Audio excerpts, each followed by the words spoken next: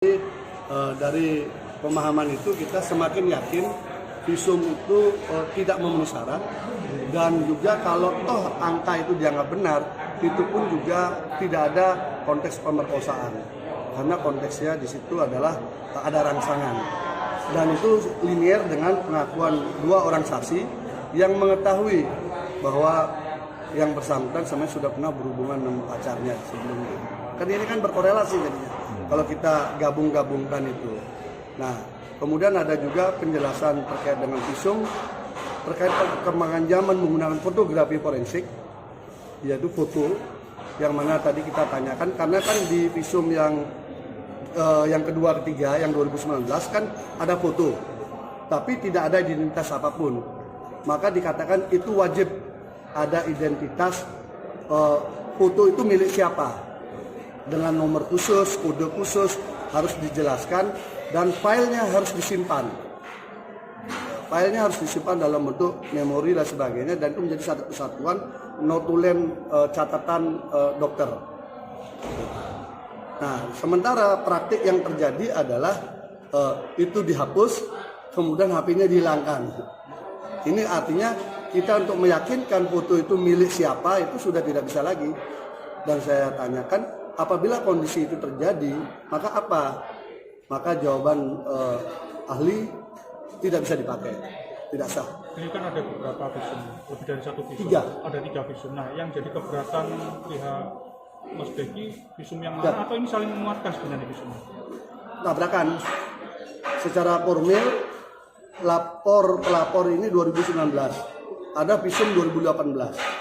Sementara syarat untuk melakukan visum itu adalah orangnya harus melapor dulu korban, baru berproses. Bagaimana 1 tahun sebelumnya sudah ada visumnya? Itu satu. Otomatis ini yang dipakai jaksa di dakwaan.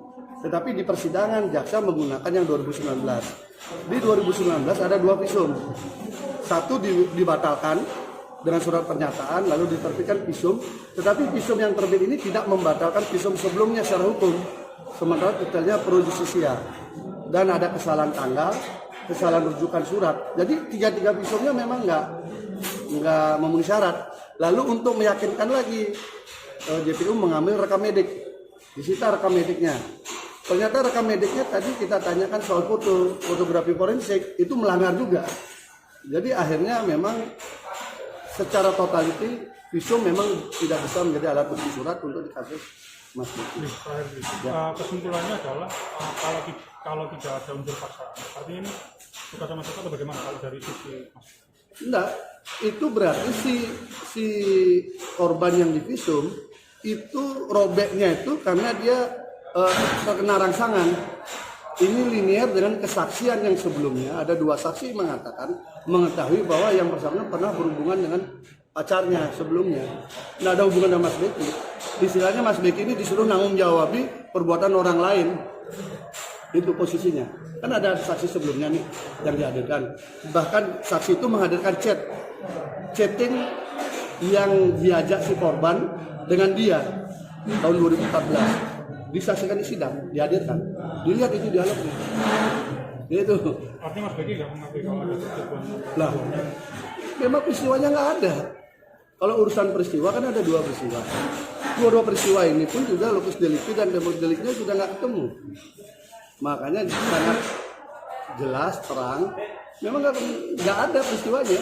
Tapi peristiwa itu dipaksakan dengan alat bukti kesana kemari digabungkan. Akhirnya di sini bubar. Tidak berkorelasi. Contoh, yang peristiwa pertama, ada 3 waktu, orang bersama-sama naik mobil yang sama, berangkat. Saksinya dihadirkan di sini saksi fakta. Ketemu 3 waktu, habis maghrib, jam 10 malam, dan jam 8 pagi. Sama-sama satu mobil, aneh kan? Nah, kita tanya supirnya. Supirnya bilang pagi. Clear. Berarti tidak ada peristiwa malam. Pelapor dengan gengnya mengatakan malam. Malamnya ada 2. Mungkin kurang koordinasi. Yang satu ngotot maghrib, yang satu ngotot jam 10 malam. Kan kurang koordinasi berarti kan bikin skenario ini. Yang kedua, peristiwa kedua jam 2.30 pagi. Si korban mengaku menunjukkan WA kepada saksi A. Saksi A mengatakan tidak pernah ada, tidak pernah ketemu, apalagi melihat WA-nya. Kemudian saksi korban mengatakan bahwa dia diantar naik motor jam 2.30 oleh nama B. Si B dihadirkan di sidang nggak pernah, dan sampai sekarang pun belum pernah bonceng yang bersangkutan. Adik kelasnya jauh, namanya dicatat. Yang ketiga, saksi korban mengatakan dia ketemu dengan orang di situ yang menyuruh dia masuk ke ruangannya Mas Devi. Itu pun juga mengatakan nggak ada peristiwa itu jam segitu. Artinya apa? 3 nama yang dicatat di peristiwa kedua oleh korban, 3-tiganya mengatakan nggak ada. Masa Mas Devi yang tanggung jawab? Ya jangan dong. Nah tinggal sekarang berani nggak hakimnya gitu aja. Tentang penegasan aja dari pendapat Iya, tidak memenuhi syarat. Tidak bisa dipakai sebagai visum sebagai alat bukti surat. Karena tidak memenuhi syarat. Tidak memenuhi syarat formil dan material. Jadi bukan atau, dia tegaskan. Syarat itu harus 2, syarat formil dan material. Salah satu tidak terpenuhi maka tidak memenuhi syarat. Termasuk juga notulen catatan mediknya itu juga tidak memenuhi syarat karena fotografi forensiknya melanggar aturan. Ini tadi ahli kan dari dokter ya? Ya, dokter. Kalau dari segi kedokteran itu emang bisa nggak bahwa hasil kesimpulan dokter itu bisa direvisi atas permintaan penyidik? Dia katakan kalau sudah di launching yang namanya visum itu tanggung jawab dokter harus mempertahankan. Karena itu dia harus hati-hati sejak awal untuk menjaga kualitas visumnya, hasil pemeriksaannya. Sampai dia bilang, kalau saya langsung jaga, saya ketik sendiri, saya periksa sendiri, sudah pasti cocok dengan hasil pemeriksaan saya, baru saya tekan. Sampai dia tegaskan begitu, memang harus begitu buat visum. Jangan bisa berubah-ubah, karena apa? Satu, ada pro justisia, kedua, dia sudah di launching, kemudian kok berapa bulan kemudian diubah dengan alasan salah ketik. Itu sangat berbahaya bagi orang mencari keadilan.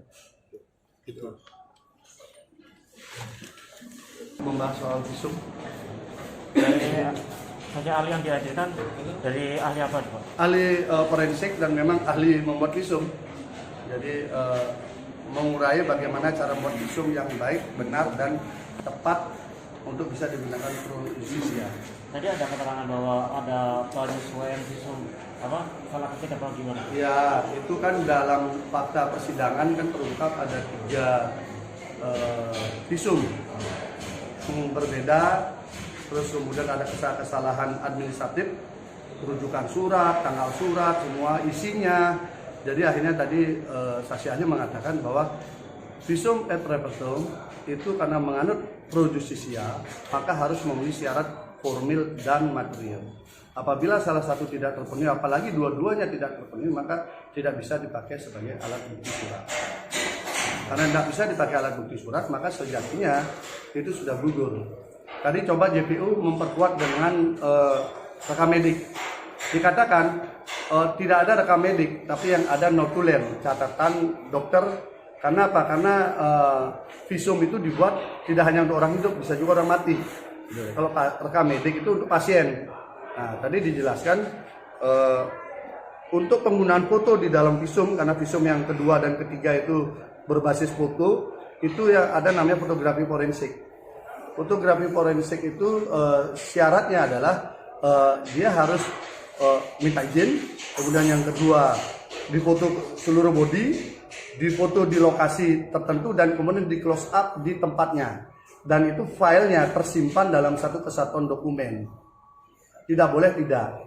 Nah, sementara rekam medik yang dihadirkan di sini dan keterangan pembuat visum mengatakan dia pakai kamera biasa, kamera Samsung S10, dijepret, habis itu filenya dihapus, kameranya hilang. Lalu foto itu di print, tidak ada penjelasan. Tadi Haji mengatakan wajib ada keterangan foto itu milik siapa, kapan diambil dan sebagainya. Itu wajib itu. Dan ini tidak ada, sehingga melanggar fotografi forensik. Sehingga tidak bisa juga dipakai alat bukti. Jadi ya sudah, kondisinya seperti itu. Ya, ahli forensiknya dulu. Terus Somo? Dia sebutannya. Lab forensik. Lab forensiknya. Kapan sidang hari ini? Sidang hari ini ahli dari penasihat hukum. Ya. Ya ahli memberikan pendapat lah. memberikan pendapat terkait peristiwa pidana yang terjadi. Ya. Gitu Mas. Jadi ada beberapa pendapat tadi malah kita nilai mendukung pembuktian kita Pendapat ahli ini yang mendatangkan dari pihak dari penasihat hukum. penasihat hukum Mas Begi. Ya. Ya, dari setelah didatangkan penasihat apa tuh ahli hukum pakar hukum forensik dokteran. Iya. Nah, itu otomatis menurut Pak Firdaus tentang tanggapan yang terdahulu kira-kira gimana, menguatkan menurut Pak Firdaus atau mengukuhkan yang mana gitu? Menguatkan, ada beberapa poin keterangan ahli menguatkan keterangan pembuktian yang kita ajukan. Keterangan ahli saksi hari ini Ya. menguatkan. Ada beberapa poin yang menguatkan, ada beberapa poin yang menguatkan bahwa terkait keterangan ahli yang kita hadirkan sebelumnya. Iya. Terus selanjutnya ini pertanyaan kami sebagai keluarga besar masyarakat di Surabaya, kalau ketemu itu saya nggak bisa jawab. Ini saya seringkali memantau sidang di Pengadilan Negeri Surabaya. Sebelumnya baik di media massa atau media elektronik itu dulu didakwakan oleh Kapolda bahwa ada 5 orang yang didakwakan menjadi korban. Ini sampai sidang sekarang sampai 20 ini kenyataannya kan yang dihadirkan menjadi korban 1 orang, betul Pak? Loh, ini memang perkara ini Mas, laporannya 1 orang, perkaranya 1 orang, korban-korban Dakwaan yang diajukan berapa? ya tetap satu Berarti orang. yang simpang siur masyarakat dari Kapolda itu salah Pak? Tidak ada sebang siur. Korban-korban yang lainnya memberikan keterangan di persidangan. Dia mengaku sebagai korban. Nah, untuk menjelaskan perbuatan terdakwa kepada korban yang memberikan pelaporan gitu loh. Jadi bukan korbannya cuman dalam berkas perkara yang membuat laporan memang 1. Iya. Tapi korban-korban yang lain itu hadir di persidangan memberikan keterangan, memperkuat pembuktian bahwa dia juga sebagai korban, dia juga mengetahui peristiwa yang dialami oleh korban pelapor gitu. Ini yang saya dengar kemarin itu saksi yang dihadirkan tuh tidak mengetahui sendiri. Gimana itu? Dari mana sampai dapat? Setelah Iya. informasi. Jadi gini, Mas, perbuatan asusila, yo. Perbuatan asusila itu memang mana ada saksi yang melihat atau mengetahui sendiri. Pasti testimoni auditu namanya. Ya. Saksi yang mendengar, melihat atau mendengar atau ada saksi yang persesuaian.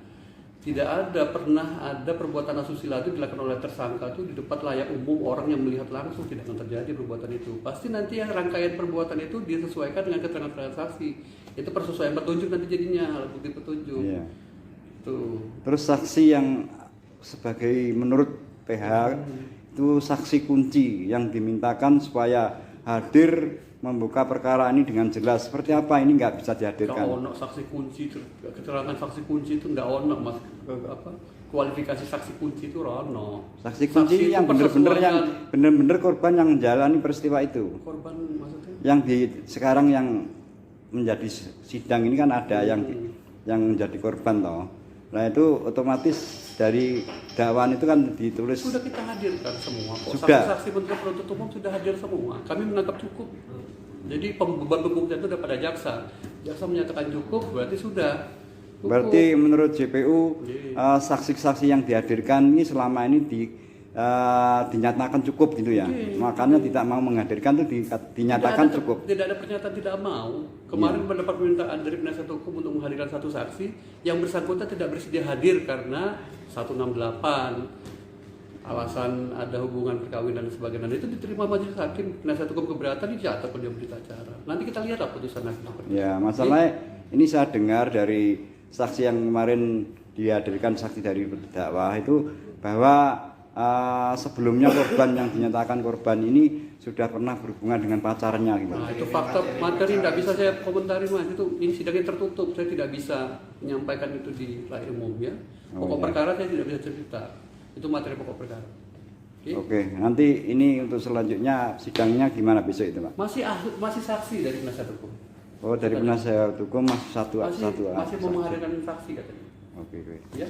Sampai hari Jumat selanjutnya. Iya, jadwalnya sampai hari Jumat. Terakhir putusan dari apa Pak? Kira-kira? Putusan masih lama. Oh, masih lama. Masih ada tuntutan, ada pledoi, ada replik, ada duplik, Oh, baru iya. putusan. Berarti belum Senin depan kira-kira belum. Belum. Oke, makasih Pak Firdaus. Ya, ya. Ya. Oke, Mas.